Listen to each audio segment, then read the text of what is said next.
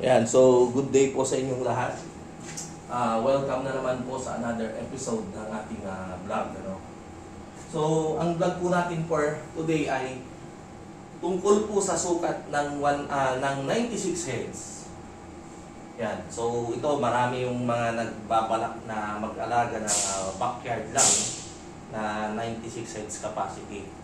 Ayan, so kaya naisipan natin na gawan natin ng video para ma-guide po sila. Kasi maraming nagtatanong kung paano daw ba yung sukat. Kasi yung nasa video natin, ang sukat ng natin doon ay 192 heads capacity. Ayan. So actually, kapag 96 heads po kasi, napakasimple lang. Halimbawa, meron po kayong luma or di na nagagamit na figurine. Ayan, so pwede pong isilong nyo doon. Ayan.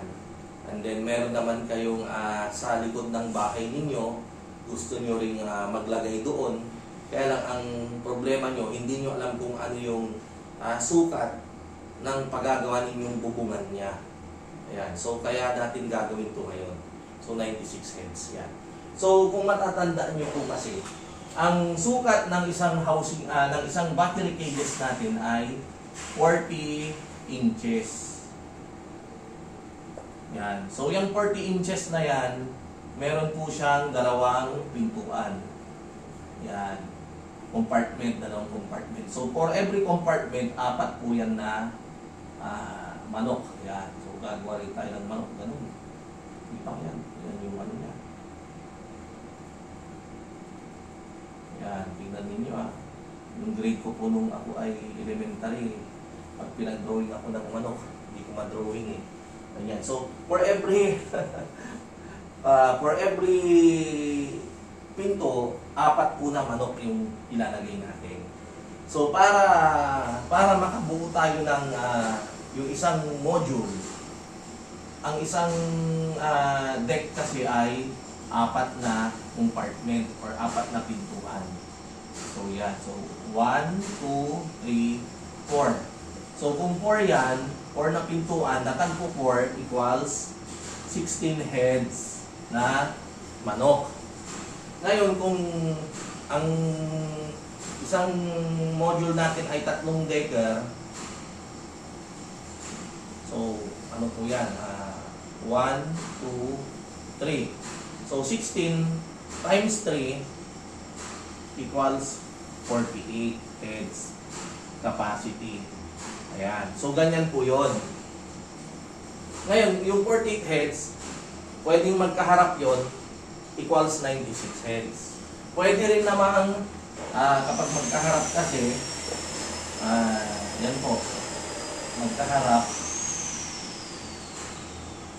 So, 1, 2, yan. 4, 4, 4, 4. So, magkaharap ganyan. So, ang gagawin ninyo, kapag ganyan po yung housing ninyo, magiging ano po ito 80 inches.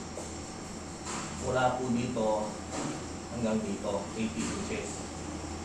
Ayan. So, i-convert po natin yung nag-8 lang I-convert po natin si 80 inches sa feet kasi mas madali po nating matandaan kapag feet. So, i-convert lang po natin yan. 80 inches divided by 12. So, 6.66 feet po ang haba niyan. Yan. So, yung haba niyan, So, pag halimbawa, ito po yung wall ninyo, parang ito po, itong whiteboard. Pag ito po yung maglalagyan lang tayo ng ganyan. Yung sa amin sa Pangasinan, ang tawag namin dyan, patakba. Parang igagano mo lang yung yero. Ngayon, anong naman yung lapad? So, ang lapad po niyan, normally, itong cages kasi natin, ang lapad niya, 4, tapos 3, tapos 4. So, 11 feet pa rin po. So, ang gagawin natin, 6.6 feet ang haba, and then ang lapad naman ay 11 feet. Kaya lang, para may mapaglagyan tayong space ng itlog, at saka yung feeds, ay gagawin natin 12 by 12 feet. 12 by 12 feet yung yung gagawin natin. para safe na safe po tayo. 12 feet ang lapad at saka 12 feet naman po ang haba. So yan na lang po yung gagawin natin. Ayan. So sana nabigyan ko kayo ng idea regarding sa sukat ng battery cages natin na pang 96 heads capacity. Ito po yung sa mga kadalasan pa sinisilong-silong lang. Madali lang siyang i-discount. Ayan. So kita-kita po lahat tayo sa mga susunod nating video. Thank you po sa panonood. Ayan. Ito po ang inyong kaibigan, ang inyong kamanukan. Walang iba kundi si Ma'am Mags at medyo pangalawang video po natin ito sa taong 2025. Abangan nyo po ulit yung mga susunod nating video. At saka sa mga katanungan nyo po, tawag lang po kayo sa ating number 0927-427-1056. Pero tawag or text, pero mas maganda po kung text kapag kayo po ay may inquiries regarding sa presyo ng manok, ganyan. Text na lang po, lalo na kapag may financial ng involved, para yung conversation natin may record siya. Pero sakaling yung may mga katanungan lang kayo tungkol sa kung ano yung gamot, ganyan, okay lang yun na tawag. Ayan. So, thank you po. Thank you po sa inyong panonood. Kita-kita po muli tayo.